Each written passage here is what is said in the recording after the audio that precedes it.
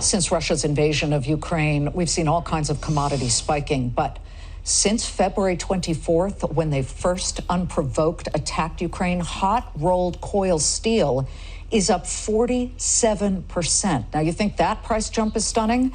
Year over year, it's up 72%. Just for context here, Russia is the world's 5th largest steel exporter, right behind the United States. But as the world shuns all things Russian, the key material in everything from HVAC systems to kitchen appliances, solar energy panels, farming equipment is suddenly extraordinarily expensive.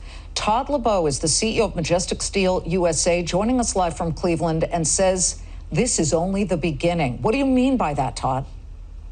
Yeah, thanks, Liz, for having me. First of all, thoughts and prayers go out to those people that are affected by the conflict. Obviously, it's a very challenging time. Hearing your segment before, I mean, civilians should not be affected by this. But, this is the craziest time we've ever seen. I mean, coming out of COVID, no one could expect the market to do what it did. No one was prepared for a pandemic.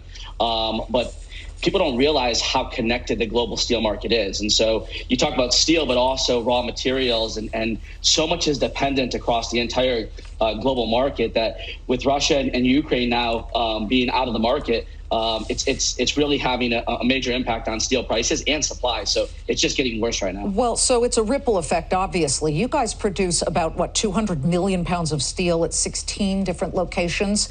Tell me what your clients who buy from you are saying about this.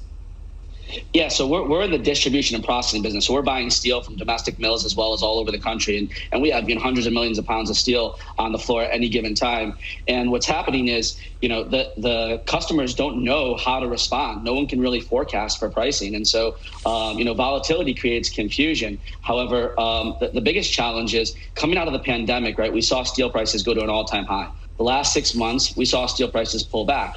And then now with the current situation, prices were starting to bottom. But now you see raw material cost, scrap and pig iron that's coming from, Russia and Ukraine, where we're not prepared as a country to be independent from these. So we're not in control of the inflationary environment that we're experiencing right now. And so it's very challenging for American companies to be able to manage these fluctuations of steel costs. And it's going to only get worse. And unfortunately, this has been, a long time in the making in terms of where we are today with current raw materials and steel production. Your products go into all different, your steel rather goes into all different kinds of products. Can you expound upon that? I know you're probably in agricultural equipment and in housing, building, home building equipment. What else?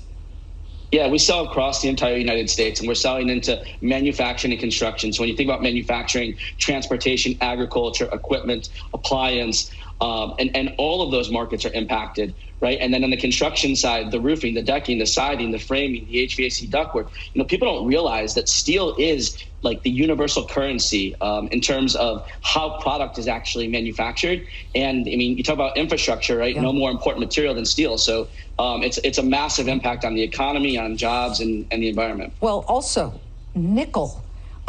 You got to use nickel in steel production, if I'm correct. We just saw last week that nickel trading had to be suspended on the London Metals Exchange because it spiked so quickly, an unprecedented move above $80,000 a ton, tried to open today, and then it hit limit down because it fell dramatically. We're at 41,900 and something per ton, but it fell 8%. That's the limit down. It was allowed. Tell me about how nickel plays into this picture.